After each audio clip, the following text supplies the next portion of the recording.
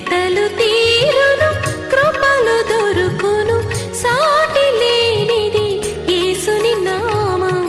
యేసునామమే మధురం, మదిలో తలచిన ధన్యం. యేసునామమే మధురం. ప్రభువునందు ప్రియ దేవుని బిడ్డలారా, నేటి వాక్య ధ్యానము కొరకు ప్రార్థన చేద్దాం. మమ్ములను మిక్కిలిగా ప్రేమిస్తున్న మా ప్రియ పరలోకపు తండ్రి, మీ పరిశుద్ధ ఘననామమునకు వందనాలు, స్తోత్రాలు. నేటి వాక్య ధ్యానము ద్వారా మాతో మాట్లాడండి. మా రక్షకుడైన యేసునామమున ప్రార్థిస్తున్నాము తండ్రి, ఆమేన్.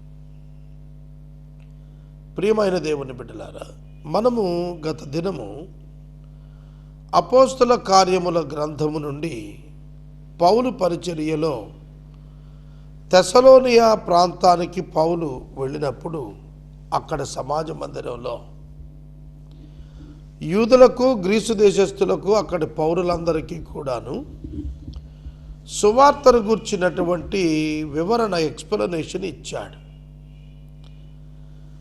నజరేయుడైన యేసే యూదులు ఎదురు చూస్తున్న మెస్సియా అని రుజువులు చూపించే యత్నం చేశాడు. ఆ రుజువులు ఏమై ఉండొచ్చంటే లేఖన నెరవేర్పులు, లేఖనాల యొక్క నెరవేర్పులు అన్నమాట. ఆయన జననము బెత్లెహేము, ఆయన మరణము యెరూషలేము, ఆయన వాక్కు, ఆయన అద్భుతాలు అన్నీ కూడా ఓల్డ్ టెస్ట్మెంట్లో ఉన్నాయి. అవి చూపించాడు. లేఖనాల నెరవేర్పు చూపించి రుజువు చేస్తుంటే చాలామంది నమ్మారు. లేఖనముల నెరవేర్పును చూచి నమ్మారు. కొందరు కలవరపడ్డారు. There will be two groups always. ఎప్పుడు సమాజంలో, సహవాసాల్లో, సంస్థల్లో రెండు గుంపులు ఉంటాయి. ఒకటి డౌటింగ్ గ్రూప్, రెండవది ట్రస్టింగ్ గ్రూప్. నమ్మే వాళ్ళు ఉంటారు, అనుమానించే వాళ్ళు కూడా ఉంటారు. నమ్మే వాళ్ళతో ముందుకు పోతూ ఉంటారు నాయకులు. అనుమానించే వాళ్ళు వెనకాల తిడుతూ ఉంటారు, వెనకాలే ప్రశ్నిస్తూ ఉంటారు. ఈ గుంపు ఒకటి తయారైంది. యాసోను ఇంట అపోస్టల్స్ని చేర్చుకున్నాడు. యాసోను ఇంటికి కొందరు దొమ్మిగా వచ్చి ఇంటి మీద పడ్డారు. కానీ అపోస్తలుడైన పౌలు దొరకల. యాసోను ఈడ్చుకొచ్చి అధిపతులకు అప్పచెప్పారు. ఇతడు బయట నుంచి వచ్చి మన మతాన్ని కించపరుస్తున్న వాళ్లకు చోటిచ్చాడు కాబట్టి ఇతన్ని ఏదోటి చేయమని అడిగారు. అధికారులు షాక్ అయిపోయారు, కలవరపడిపోయారు, కలవరపడ్డారు. అప్పుడు యాసోను యొక్క ఇన్నర్ గ్రూప్ కొంతమంది వచ్చి జామీను ఇచ్చి తీసుకెళ్ళారు. జామీను ఇచ్చి తీసుకెళ్ళారు. మనకి బెయిల్ ఉత్తర్వులు వచ్చిన తర్వాత జామీన్ ఇస్తారు. ఎందుకంటే బెయిల్ తీసుకున్నవాడు పారిపోకూడదు కదా. పారిపోతే మళ్ళా అతను వెతికి పట్టుకోవాలి పోలీసులు. దొరికినోడిని మళ్ళీ వదలటం కదా, బెయిల్ మీద వదలటం అంటే. ఒకవేళ అతను నిజం నేరస్తుడై పారిపోతే, అందుకనే జామీన్ తీసుకుంటారు. అప్పుడు ఆ బెయిల్ పేపర్ మీద సిగ్నేచర్ ఇవ్వటానికి ఇన్నర్ పీపుల్ రావాలా. కొంత నగదు చెల్లించాల్సి ఉంటుంది, అది కూడా చెల్లించాలి. ఇప్పుడు స్టేషన్ బెయిల్స్ వచ్చేసాయి. ఇప్పుడు చట్టాలు చాలా రిలాక్స్డ్గా వచ్చాయి. ఒకప్పటిలాగా అరెస్టులు లేవు. ఓన్లీ విచారణలకు పిలుచుకొని, అది కూడా అనుమతితో పిలుచుకోవటం, ఇన్ఫర్మేషన్ ఇచ్చి పిలుచుకోవటం. చట్టం ఎక్కడ మనుషులకు ఆ ప్రగతికి ఆటంకం లేకుండా, వ్యక్తిత్వాలకు ఆటంకం లేకుండా చట్టాలు సరళం చేసుకొచ్చారు. 7 సంవత్సరాల జైలు శిక్ష పడేటువంటి కేసుల వరకు మాత్రమే అరెస్టులు పెట్టారు. ఈ లోపలాట్లన్నింటికీ కూడా పిలిచి విచారించడం, నోటీస్ ఇచ్చి పిలిపించడం, ఈ విధానాన్ని అమలు చేస్తున్నారు ఇప్పుడు. కొన్నింటికి స్టేషన్ బెయిల్స్ ఉన్నాయి. స్టేషన్లోనే బెయిల్ ఇచ్చేస్తారు, సొంత పూచీకత్తు మీద లేదంటే ఇతరులు ఇచ్చేటువంటి పూచీకత్తుల మీద వదిలిపెట్టేస్తున్నారు. ఆ రోజు కూడా ఇదే చట్టం ఉంది, ఇట్లాంటిదే చట్టం ఉంది. చట్టం ఎప్పుడు చట్టమే. అది రోమీల చట్టమా లేకపోతే మాసిదోనియా చట్టమా, రోమన్ల చట్టమా, యూదుల చట్టమా, చట్టం ఎప్పుడు కూడా ప్రజలపై కొన్ని నిర్ణయాలను ప్రభుత్వాలు అమలు చేయటం కోసం ఏర్పరచుకున్నది కామన్ అండర్స్టాండింగ్తో. యాజ్ అన్ ఇండియన్, ఒక భారతీయుడిగా మనం కూడా సెక్యులర్ కాన్స్టిట్యూషన్కి మనం బైండ్ అయి ఉన్నాం. We were abided to the Constitution of India. Heartfully you must bend your head to that. కనుక మనం తెలుసుకోవాలా, మనం కాన్స్టిట్యూషన్ తెలుసుకోవాలి, మన యొక్క రైట్స్ తెలుసుకోవాలి, మన రెస్పాన్సిబిలిటీస్ తెలుసుకోవాలి. అప్పుడే కదా నువ్వు సిటిజన్గా ఎదిగేది. రోడ్డు మీద మూత్ర విసర్జన చేయకూడదు అనేటువంటిది నువ్వు తెలుసుకోవాలి. అది యాంటీ సోషల్ ఎలిమెంట్, అది చేయకూడదు, సామాజిక నేరం. అది విద్యుత్ చౌర్యము నేరము, చేయకూడదు. కట్నము తీసుకొనకూడదు, చేయకూడదు. ఇవన్నీ కూడా తెలియకపోతే అన్నీ చేస్తారు మనుషులు. కాబట్టి ఒక క్రైస్తవుడు బైబిల్తో పాటుగా కాన్స్టిట్యూషన్ కూడా కంటత పెట్టాల. అప్పుడే భారతదేశంలో సౌఖ్యంగా ఇవాంజలిజం చేయగలుగుతాం మనం, లేకపోతే చేయలేం. ఎందుకంటే ఆనాడు మొదటి శతాబ్దంలో ఆటంకాలు వచ్చాయి. ఇప్పుడు 21వ శతాబ్దం ఇంకెక్కువ వస్తాయి. వచ్చినప్పుడు మనము వివేకముగా ఏ విధముగా సువార్తను అందించాలో తెలియాల. ఇంకొక సత్యం చెప్తాను, వినండి జాగ్రత్తగా.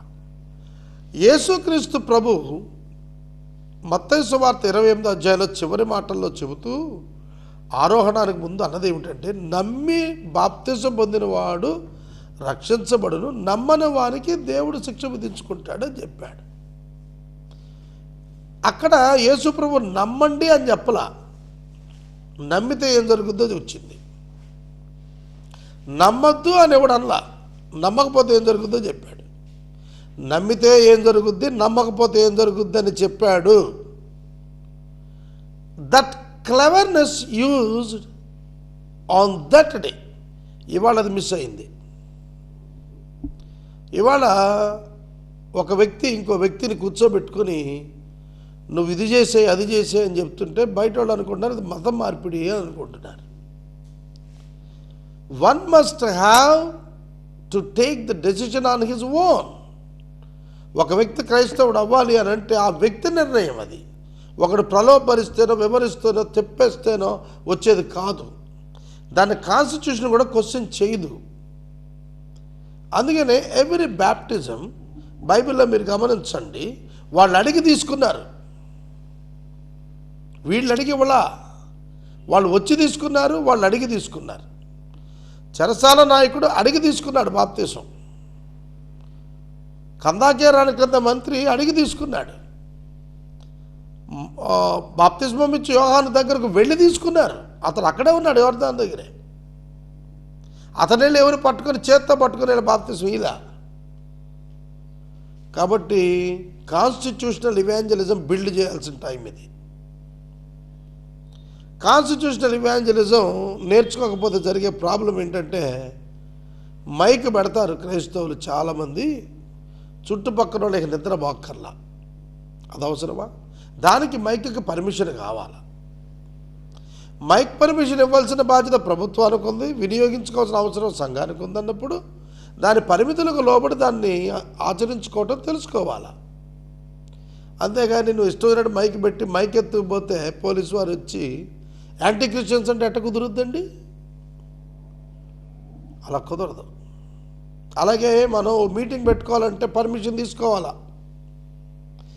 ఒక మీటింగ్ పెట్టుకుంటున్నామంటే దానికి మనము అనుమతి తీసుకోవాలి.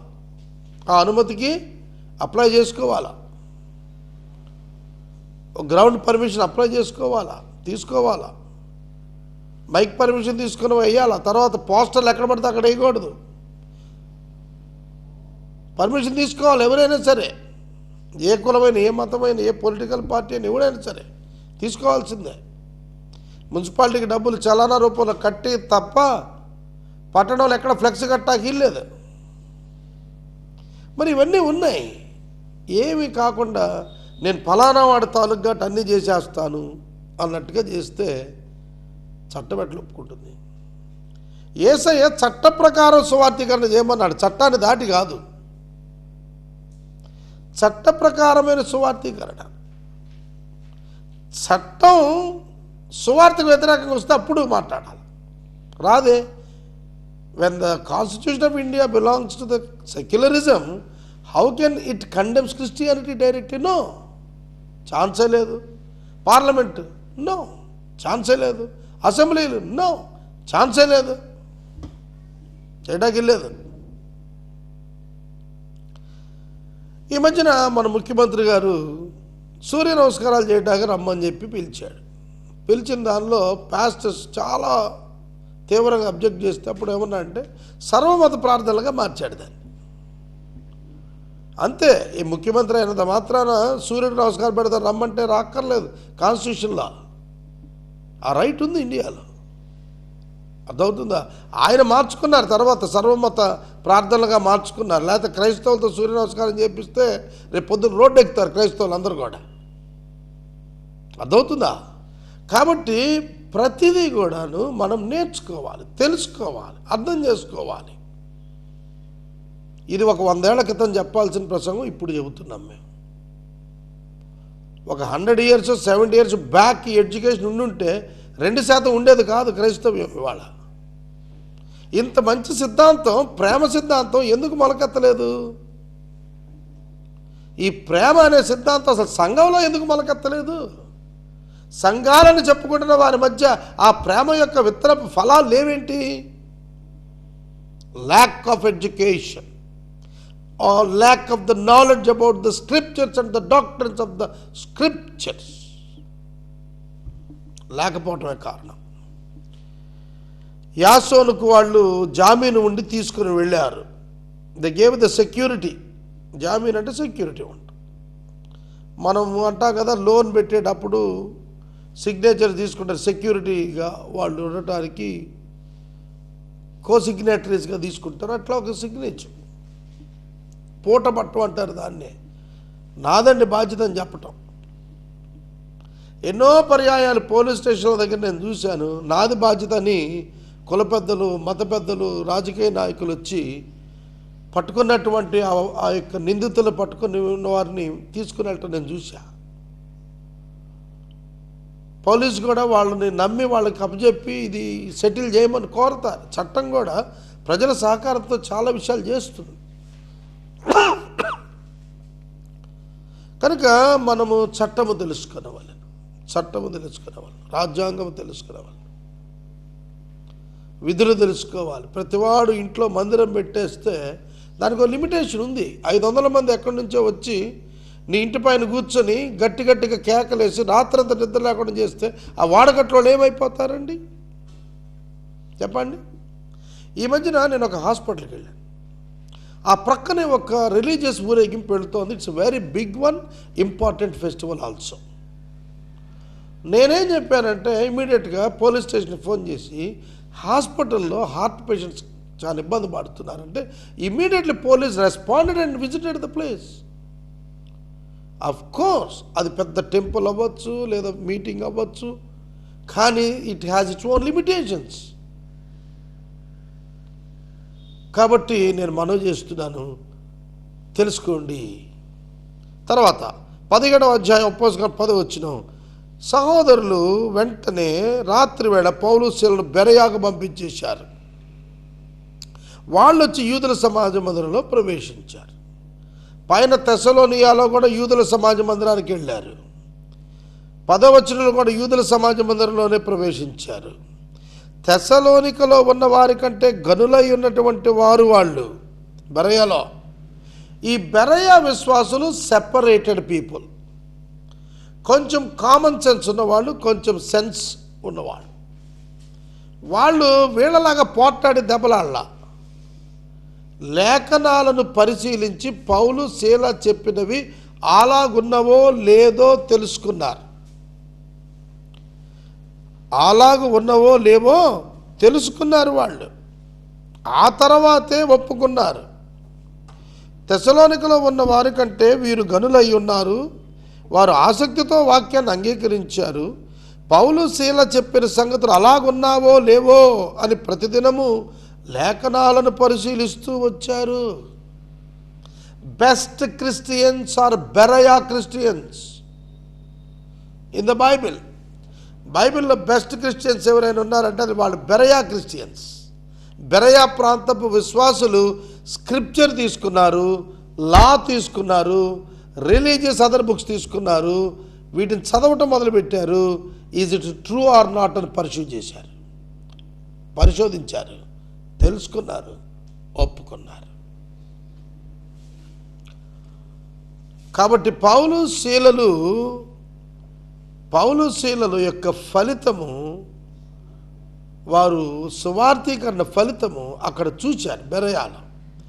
One big strong faith congregation rise అయింది బెరయాలో. మరి మనం వెళుతున్నామా? వెళ్ళి మాట్లాడుతున్నామా? కొన్ని సమాజ మందిరానికి వెళ్ళి మాట్లాడే ధైర్యం చేస్తున్నామా? రోడ్డును మీటింగ్ పెట్టి ఏది పడితే అది మాట్లాడుతున్నాం. అలా కాదు. Target a group and explain them. Ask them to listen. Invite them to listen. మనకి ఆటో డ్రైవర్స్ ఉన్నారు. ఆటోల వల్ల ఎక్కువ ప్రమాదాలు జరుగుతూ ఉన్నాయి. ఒక డిఎస్పి ఒక ఆయన సుధాకర్ ఒక ఆయన వచ్చినాడు. ఆయన ఈ ఆటో డ్రైవర్లందరినీ ఒక చోట కూర్చి వాళ్ళకి కౌన్సిలింగ్ పెట్టాడు. అట్లాగే విజయపాల్ గారిని ఒక క్రిస్టియన్ డిఎస్పి, ఆయన కూడా ఈ ఆటో వాళ్ళందరినీ పిలిచి ఒక కౌన్సిలింగ్ సెంటర్ పెట్టాడు. అట్లాగే ఒక క్రిస్టియన్ ఆర్టీఓ లెవెల్లోనే ఆయన ఆటో డ్రైవర్లందరినీ పిలిచి వాళ్ళకి కౌన్సిలింగ్ ఏర్పాటు చేశాడు. లైసెన్స్ లేని వాళ్ళు లైసెన్సులు పొందే ఏర్పాట్లు చేశారు. డ్రైవింగ్ వచ్చిన వాళ్ళు రెగ్యులేట్ చేసుకుని ఆ యొక్క గుర్తుల ప్రకారం ఎట్లా డ్రైవ్ చేయాలో నేర్పించారు. చాలా వరకు అరికట్టారు యాక్సిడెంట్స్. ఓవర్లోడింగ్ ఎందుకు వేయకూడదు ఎక్స్ప్లెయిన్ చేశారు. వెహికల్స్ ఎట్లా టిల్ట్ అయి పడిపోతాయో చూపించారు వీడియోలు వేసి. చాలా వరకు కంట్రోల్ చేశారు అధికారులు ఉన్న కాలంలో. నేను మనవి చేస్తున్నాను. If any change you want to see in the society, you must be educated and then you must educate others. ఇతరులను నువ్వు ఎడ్యుకేట్ చేయాలని ముందు నువ్వు ఎడ్యుకేట్ అవ్వాలి. నేను ఖాళీగా ఉన్నప్పుడల్లా కూర్చొని ఎంతో ఆలోచన చేసి అనేక విషయాలు బైబిల్లో నుండి రాస్తూ ఉంటాను. అందుకే దేవుడు నన్ను బిషప్స్కి నేషనల్ ప్రెసిడెంట్ స్థాయికి తీసుకొని వచ్చాడు. నా జేబులో 5 పైసలు లేదు, ఉండదు కూడా. నేను మాట్లాడేవన్నీ కూడా వేల కోట్ల పైన మాట్లాడతాను, కానీ ఏ రూపాయి నా దగ్గర ఉండదు. కానీ ఆ ఫుల్ఫిల్మెంట్కి సంబంధించిన ప్రణాళికలు మాత్రం నా జేబులో ఉంటాయి. అదే జరిగింది అపోస్టల్స్ టైంలో కూడాను. బెరయా విశ్వాసులు ఆ డాక్ట్రిన్స్ని పరిశీలించుకొని నమ్మారు. అందుచేత వాళ్ళు అనేకులు ఘనత గల గ్రీసు దేశస్థులైన స్త్రీలలోను పురుషులలోను చాలామంది, many of them therefore believed, with not a few Greek women of high standing as well as men. మీరు ఎక్కడ చూడరండి, గ్రీసు దగ్గరే స్త్రీలు అనే పదం వాడతాడు. జూయిష్లో కూడాను విమెన్ చాలా కంట్రోల్గా హౌస్ వరకే ఉండిపోయారు. కానీ ఈ గ్రీస్ ప్రాంతం వాళ్ళు విమెన్ ఎక్సలెంట్ బిజినెస్ ఉమెన్గా ఉన్నారు. గ్రీసులో స్త్రీలు బయటకు వచ్చి డిబేట్స్లో పాల్గొనేవారుగా ఆ రోజుల్లోనే కనపడుతున్నారు. మరి ఇవాళ విమెన్ ఎంపవర్మెంట్ ఎంత ఉంది? విమెన్ ఎంపవర్మెంట్ ఎంత ఉంది? ఘనత కలిగిన గ్రీసు దేశస్థులైన స్త్రీలు, ఘనత కలిగిన గ్రీసు దేశస్థులు, very rich and popular one, high standing, చిన్న చితక పేద కాదు, బహుధనవంతులైన వాళ్ళు వచ్చి మారిపోయారు. ఒక ఆయన మాతో పాటు ఇజ్రాయెల్ వచ్చినాడు. రాజమండ్రిలో ఆయన చాలా పెద్ద కోటీశ్వరుడు. ఆయన హైందవుల్లో నుండి ప్రభువుని తెలుసుకుని ప్రభువుని రక్షకుని స్వీకరించి వచ్చి మందిరం పెట్టి చాలా సేవ చేస్తున్నాడు. ఎంతోమందిని ఇజ్రాయెల్కి సపోర్ట్ చేస్తున్నాడు. ఆ సేవకుడు ఒకప్పుడు ప్రభువుని ఎరగనివాడు, తర్వాత ఎరిగి ఉన్నాడు, విశ్వాసంలో బలపడ్డాడు. ఈ మధ్యన అందరికీ మీటింగ్ పెట్టాడు. వచ్చిన వారందరికీ 3 దినాలు సువార్థీకరణ కొరకు ఏర్పాట్లన్నీ చేశాడు. మంచి వసతి, మంచి భోజనము, మంచి వస్త్రములు ఇచ్చి గౌరవించి సత్కరించి పంపించాడు. అట్లాంటి వాళ్ళు అనమాట వీళ్ళు, గ్రీసు దేశస్తులు అనమాట. ఇప్పుడు పాస్టర్స్ ఎట్లా అయిపోయారంటే, ఇలాంటి వారు ఎవరన్నా ఉంటే వాళ్ళని సువార్థీకరణలోకి రానియట్లేదు. వాళ్ళని గుడి కడదాం బ్రదర్ అని చెప్పి అదే డబ్బులు తీసుకుని స్థలాలు పొలాలు కొనిపెడుతున్నారు సంఘాలకి. The amount or the money collected in church must go to the people and their needs. Money collected in the churches must go to the needs of the people of the church, not to the pastor alone. ఎప్పుడు తెలుసుకుంటుందండి ఇప్పటి క్రైస్తవ్యం ఈ సత్యాన్ని? తెలుసుకోదండి ఇక. ఎందుకంటే స్వార్థపరత్వంతో కూడిన క్రైస్తవ్యం build అయిపోయింది. అందుకే దేవుడే ఏం చేస్తున్నాడంటే అక్కడక్కడ తన్నిచ్చి సరి చేస్తున్నాడు జనాన్ని. అది నా పర్సనల్ ఒపీనియన్, నా పర్సనల్ స్టేట్మెంట్. మిగతాదంతా సంబంధం లేదు. నేను మనవి చేస్తున్నాను, బెరయాలో విశ్వాసులు విశ్వాసముంచారని తెస్సలోనికలో ఉన్న యూదులు తెలుసుకుని అక్కడ కూడా వచ్చి అక్కడ జన సమూహాన్ని రేపి అక్కడ కలవరం భరించడం మొదలెట్టారు.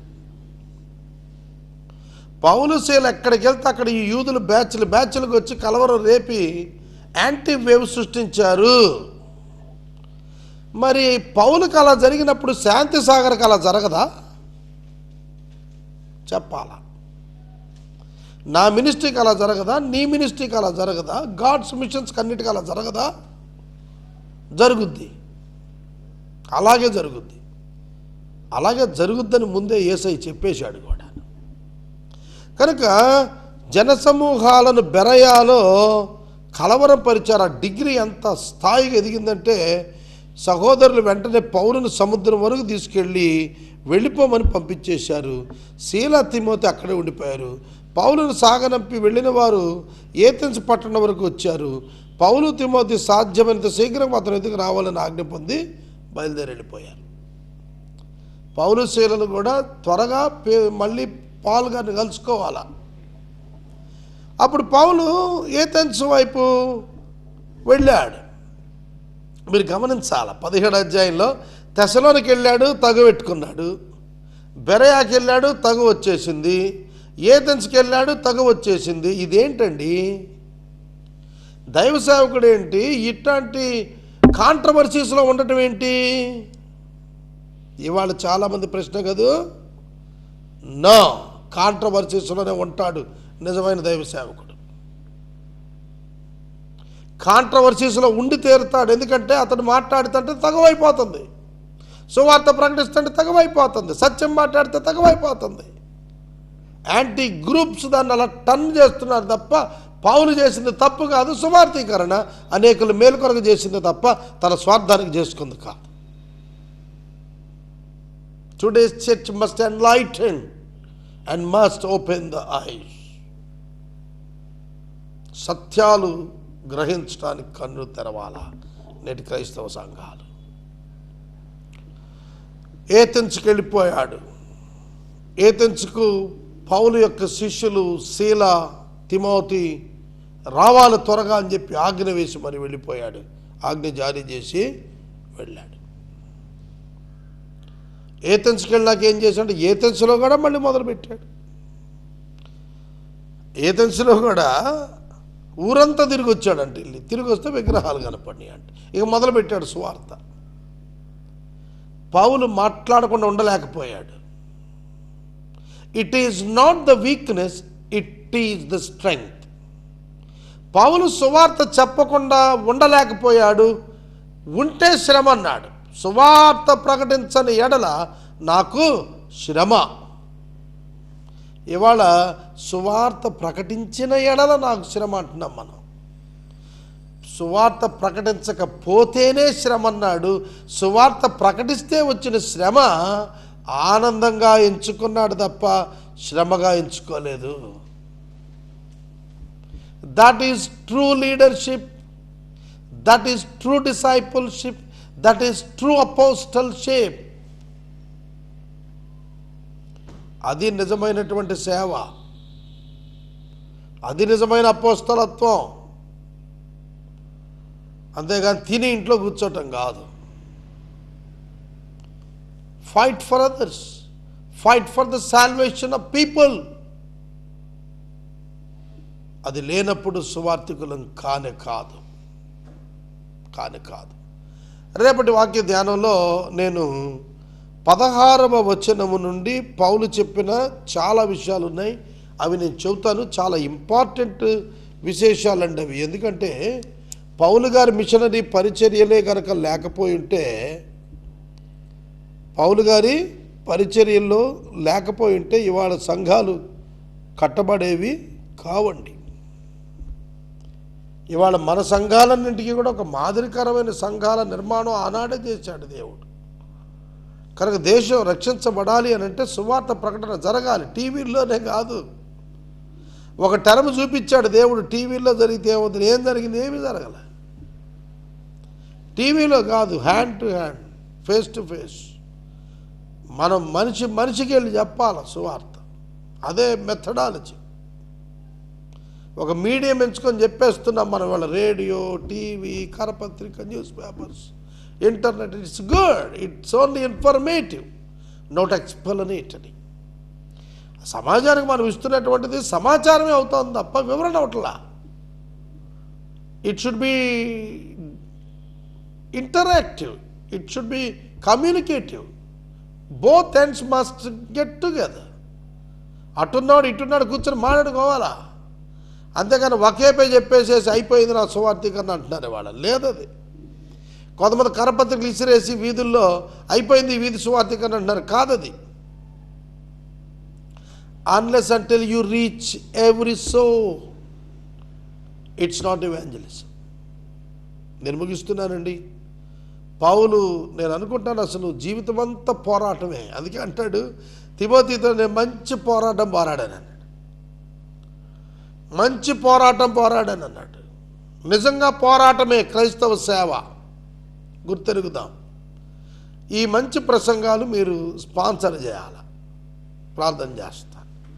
మమ్మల్ని మిక్కిలిగా ప్రేమిస్తున్న మా తండ్రి, వందనాలు, స్తోత్రాలు. వాక్యము నైనా హెచ్చరికలు విన్న బిడ్డలను దీవించండి, ఆశీర్వదించండి. యేసునామమున నడుచున్నాను తండ్రి, ఆమేన్. తండ్రి అయిన దేవుని ప్రేమ, కుమారుని యేసు కృప, పరిశుద్ధాత్మని యొక్క అన్యోన్య సహవాసం సదాకాలం మనకు తోడైనది గాక. ఆమేన్.